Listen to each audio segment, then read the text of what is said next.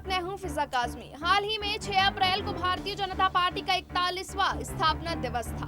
पिछले 4 दशक में बीजेपी ने लोकसभा में 2 सीटों से 303 सीटों का लंबा सफर तय किया है। अटल आडवाणी से लेकर मोदी शाह की जोड़ी तक इस पार्टी ने हर दशक में नई उपलब्धियां हासिल की हैं। राम मंदिर आंदोलन हो या कश्मीर से लेकर प्रमुख हिंदुत्व तक कई मुद्दों ने पार्टी के लिए ऑक्सीजन का काम किया। बीजेपी को आगे बढ़ाने में जितनी मेहनत उसके कार्यकर्ताओं और नेताओं ने की, उतनी ही बड़ी भूमिका भारतीय राष्ट्रीय कांग्रेस की भी रही है।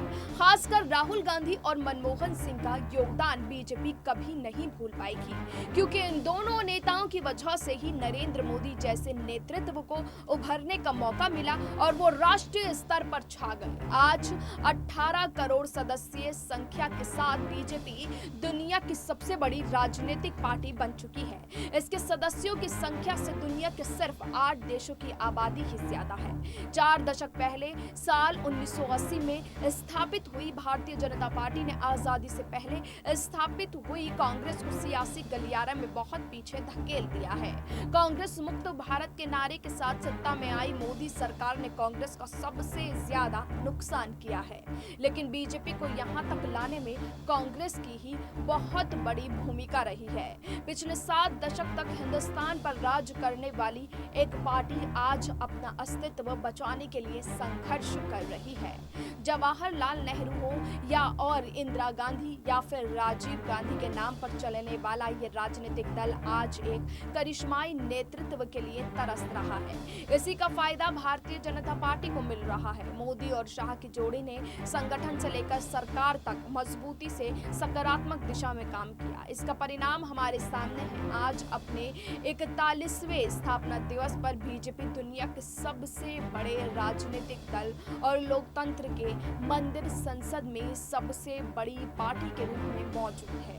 आइए इस रिपोर्ट में जानते हैं कैसे कांग्रेस ने बीजेपी को दुनिया की सबसे बड़ी पार्टी बनाने में मदद की है।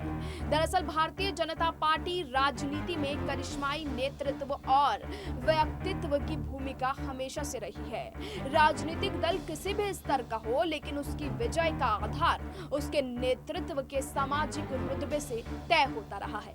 आजादी के बाद कांग्रेस लंबे समय तक सत्ता में रही। उसका सबसे बड़ा कारण था नेहरू की लोकप्रियता। देश में उसके प्रति अपार श्रद्धा थी, जिसकी वजह से कांग्रेस लगातार बहुमत प्राप्त करती रही। उनके निधन के बाद कांग्रेस की बागडोर उनकी बेटी इंदिरा गांधी के पास आई। उन्होंने भी नेहरू की तरह पार्टी को संभाल लिया। इंदिरा को आयरन लेडी कहा जाता था। पूरे देश में उनका प्रभाव था। उनकी मौत के बाद राजीव गांधी एक स्तर तक कांग्रेस का करिश्मा बनाए रखने में कामयाब रहे, लेकिन उनके निधन के बाद कांग्रेस में कोई करिश्मा नेता नहीं बचा। इधर बीजेपी में अटल बिहारी वाजपेयी और लाल कृष्ण आडवाणी जैसे नेताओं का तेजी से उदय हो रहा था। उनका प्रभाव और प्रभुत्व पार्टी में ही नहीं पूरे देश में बढ़ रहा था। राम मंदिर आंदोलन की वजह से बीजेपी को बहुत फायदा हुआ। उनके नेताओं को राष्ट्रीय स्तर पर पहचान मिली। कई राज्यों और बाद में केंद्र में सरकार बनाने का अवसर मिला। साल 2010 के बाद नरेंद्र मोदी गुजरात के मुख्यमंत्री होते हुए भी देश भर में चर्चा का केंद्र थे। वहीं कांग्रेस सोनिया और राहुल गांधी के बरहू से आगे बढ़ने की कोशिश कर रही थी, लेकिन साल 2014 में मोदी ने अपनी करिश्माई व्यक्तित्व से पूरे देश का मनमोहन लिया। उधर राहुल गांधी को पार्ट टाइम पॉलिटिशियन कहा जाता है। उनकी राजनीतिक अनिच्छा का कांग्रेस को जबरदस्त नुकसान हुआ। पूर्व राष्ट्रपति और दिवंगत प्रणब मुखर्जी ने अपनी किताब द प्रेसिडेंशियल एयर्स में लिखा है, कांग्रेस अपने करिश्माई नेतृत्व के खत्म होने की पहचान करने में विफल रही है। पंडित नेहरू जैसे कद्दावर नेताओं ने ये सुनिश्चित किया था कि भारत अपने अस्तित्व को कामयाब रखे और एक मजबूत एवं स्थिर राष्ट्र के तौर पर विकसित हो। दुखद है कि अब ऐसे अद्भुत नेता नहीं हैं। बिना किसी विचारधारा के राजनीति नहीं हो सकती। भारत में करीब हर राजनीतिक दल किसी न किसी विचारधारा से जुड़ा है। कुछ तटस्थ दल भी हैं, लेकिन उनका भी झुकाव देखा जाता है। राजनीतिक विचारधारा किसी सामाजिक व्यवस्था के लिए राजनीतिक या सांस्कृतिक ब्लूप्रिंट प्रदान करती है। इसके आधार पर ही राजनीतिक दल काम करता है। हिंदुस्तान में 3 राजनीतिक विचारधाराएं प्रचलित हैं: लेफ्ट, सेंटर और राइट। इसमें भारतीय कम्युनिस्ट पार्टी, मार्क्सवादी कम्युनिस्ट पार्टी जैसे राजनीतिक दल लेफ्ट, बीजेपी राइट और कांग्रेस सेंटर मानी जाती है। लेकिन पिछले 1 दशक से कांग्रेस गांधी और नेहरू की विचारधारा से दूर होती जा रही है। वहीं बीजेपी ने अपनी दक्षिणपंथी विचारधारा को मजबूत से आगे रखा है। इस वजह से उसकी विचारधारा के लोग पार्टी से लगातार जुड़ते गए हैं। बीजेपी को वैचारिक रूप से मजबूत करने का काम आरएसएस ने बखूबी किया है। वहीं कांग्रेस में विचारधारा से तो छोड़िए, फिलहाल विचार भी नजर नहीं आता। किसी भी देश के विकास के लिए अच्छी और मजबूत पॉलिसी का होना बहुत जरूरी है। व्यापार, कृषि या उद्योग को कोई भी क्षेत्र बिना परफेक्ट पॉलिसी के उन्नति नहीं कर सकता। लेकिन यूपीए सरकार पॉलिसी और पैरालिसिस की शिकार हो गई थी। अपने 10 साल के कार्यकाल के दौरान मनमोहन सिंह जैसे अर्थशास्त्री के प्रधानमंत्री रहते हुए भी देश की आर्थिक विकास की दर कम हो गई। बेरोजगारी तेजी से बढ़ने लगी। इस पॉलिसी पैरालिसिस का परिणाम ये हुआ कि देश के युवाओं को रोजगार के अवसर नहीं मिले। इस वजह से लोग मनमोहन सरकार से नाराज हो गए। रही सही कसर उनके एक बयान के बाद निकल गई, जिसने मनमोहन सिंह ने राष्ट्रीय विकास परिषद में दिए अपने भाषण में कहा था कि देश के संसाधनों पर पहला हक मुसलमानों का है। बीजेपी ने इस पर कड़ी आपत्ति जताई और बहुसंख्यकों के बीच इन मुद्दों को कैश कर लिया। गुजरात में मोदी ने जो विकास का मॉडल खड़ा किया था, उसे पूरे देश में प्रचारित और प्रसारित करके लोगों को सुनहरे विषय और भविष्य के सपने दिखाए गए। भारत में भ्रष्टाचार का मुद्दा हमेशा राजनीति के केंद्र में रहा है। कांग्रेस की अगुवाई वाली यूपीए सरकार के दोनों कार्यकाल में जमकर भ्रष्टाचार हुआ। इतने बड़े बड़े घोटाले हुए कि पूरा देश हिल गया।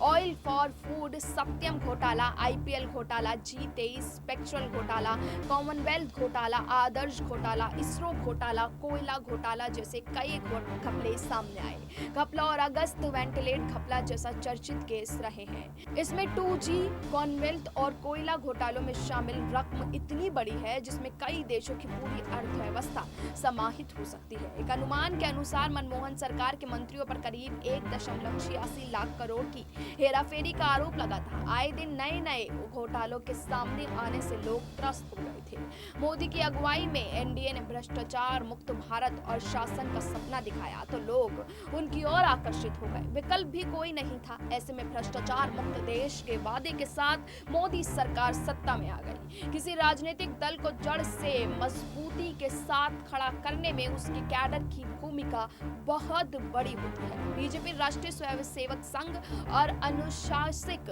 संगठन है। ऐसे में उस पर आरएसएस का प्रभाव होना लाजमी है। बीजेपी को कैडर बेस राजनीतिक पार्टी कहा जाता है। यहाँ शीर्ष नेतृत्व से लेकर बूथ लेवल के कार्यकर्ताओं के बीच कनेक्शन देखने को मिल जाएगा। यहाँ परिवार आधारित वंशवाद नहीं है। मोदी जैसा सामान्य कार्यकर्ता भी सीएम और पीएम बन सकता है। बीजेपी की सरकार और संगठन समानांतर काम करते हैं ताकि शासन और पार्टी दोनों सुचारू रूप से चलते रहे। इसके ठीक उलट कांग्रेस अपना कैडर खो चुकी है। एक वक्त था जब गांव-गांव और घर-घर में कांग्रेस का कैडर हुआ करता था, लेकिन जब से नेताओं की संख्या बढ़ी, कार्यकर्ता कम होते गए। नेताओं की गुटबाजी के बीच कांग्रेस केवल हाई कमान तक सीमित रह गई। इसका बीजेपी को बहुत फायदा मिला है। एक स्वयंनियोजित, एक अनुशासनहीन और अनुशासित राजनीतिक दल से हर कोई जुड़ना चाहता है। बीजेपी की स्थापना 6 अप्रैल 1980 को हुई थी। अटल बिहारी वाजपेयी इसके पहले अध्यक्ष बने। 1984 के लोकसभा चुनाव में इंदिरा गांधी की हत्या की वजह से कांग्रेस के पक्ष में सहानुभूति की लहर थी। इसने बीजेपी को सिर्फ 2 सीटों पर जीत हासिल हो सकी। साल 1989 में बोफोर्स मुद्दा गर्मा गया तो इसका बीजेपी को फायदा मिला। उस वक्त हुए चुनाव में बीजेपी को 85 सीटें मिली थी। इसी साल पार्टी ने राम जन्मभूमि आंदोलन को समर्थन दिया। लाल कृष्ण आडवाणी ने सोमनाथ से राम यात्रा शुरू की। बिहार के तत्कालीन मुख्यमंत्री लालू प्रसाद यादव के आदेश पर आडवाणी को गिरफ्तार कर लिया गया। इसके बाद आंदोलन ने ऐसा जोर पकड़ा कि साल 1991 में बीजेपी की सीटें बढ़कर 120 हो गईं। साल 1993 में उत्तर प्रदेश, दिल्ली, राजस्थान, हिमाचल और मध्य प्रदेश में पार्टी के प्रति जन समर्थन बढ़ा तो वोट भी बढ़े। साल 1995 में आंध्र प्रदेश, कर्नाटक, बिहार, उड़ीसा, गोवा, गुजरात और महाराष्ट्र जैसे राज्यों में भी कमल खिल गया। साल 1996 में बीजेपी ने 161 सीटें जीती। अटल बिहारी वाजपेयी प्रधानमंत्री बने, लेकिन बहुमत नहीं होने से 13 दिन में ही सरकार गिर गई। साल 1998 में मध्य अवधि चुनाव में बीजेपी ने कई राजनीतिक दलों के साथ एनडीए का एक साथ बनाया, लेकिन साल 1999 में जयललिता की पार्टी ने समर्थन वापस ले लिया और सरकार गिर गई। इसके बाद हुए चुनाव में एनडीए ने 303 सीटें हासिल करके स्पष्ट बहुमत पा लिया। 183 सीटों के साथ बीजेपी गठबंधन की सबसे बड़ी पार्टी थी। साल 2004 और 2009 के चुनाव में बीजेपी की स्थिति खराब हो गई, सीटें घटकर 116 रह गईं, लेकिन साल 2014 में बीजेपी ने एक बार फिर अंगड़ाई ली। नरेंद्र मोदी के नेतृत्व में पार्टी ने 282 सीटें हासिल की, वहीं 336 सीटों के साथ एनडीए को बहुमत मिला। 26 मई 2014 को पीएम मोदी देश के 15वें प्रधानमंत्री बने। साल 2019 के चुनाव में 303 सीटों पर जीत हासिल कर बीजेपी ने इतिहास रच दिया। लेकिन अब देखना होगा कि क्या आगे बढ़ते वक्त के साथ बीजेपी और मजबूत होती है या फिर कांग्रेस के लिए कोई नया विकल्प खुलकर सामने आता है। फिलहाल हमें दीजिए इजाजत, अभी के लिए इतना ही, लेकिन देश और दुनिया की तमाम बाकी खबरों के लिए आप जुड़े रहिए SPN न्यूज़ के साथ।